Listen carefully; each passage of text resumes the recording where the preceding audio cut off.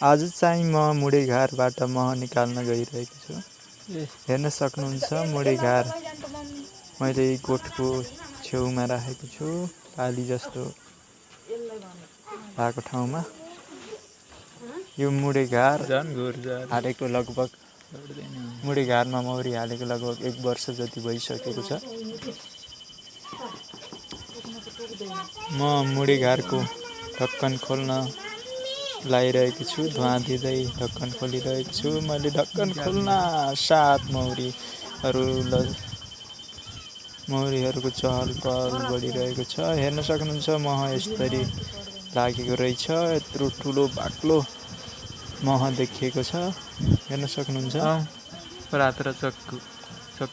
मौरी सम्बन्धी जानकारी लिन र सिक्नको लागि यहाँहरूले मेरो च्यानललाई सब्सक्राइब गरिदिनु होला, लाइक कमेन्ट सेयर गर्न नभुल्नुहोला। हेर्न सक्नुहुन्छ म यसरी लागेको छ, मौरी उतापट्टि त्यसरी बसिरहेको छ। मैले धुवा दिइसकेपछि मौरीहरू अलिक भित्र गइरहेका छन्। हेर्न सक्नुहुन्छ लगभग 2 इन्च जति बाक्लो चाकामा मह लागेको रहेछ, हेर्न सक्नुहुन्छ।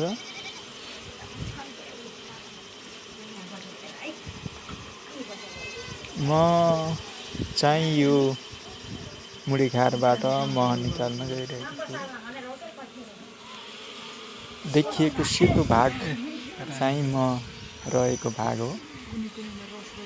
उतापट्टि तलपट्टि देखिएको कालो कालो परेको भाग चाहिँ लार्भाहरू भएको भाग हो।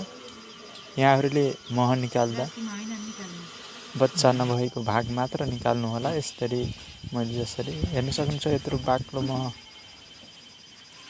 2 इन्च जति बाक्लो चाका रहेको छ, हेर्न सक्नुहुन्छ। यत्रो ठुलो छ, पुरै मह टन्नै मह रहेछ। मह टन्नै भरिएको छ।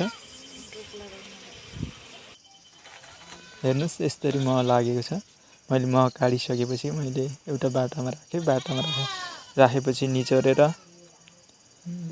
निचोरेर डब्बामा हाले। साइडमा कुट पनि हालेको रहेछ। यस्तै भिडियो हेर्नको लागि लाइक कमेन्ट सेयर सब्सक्राइब गरिदिनु होला।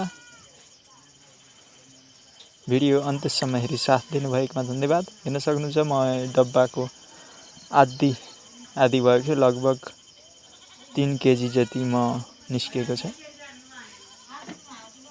Thanks for watching, bye by.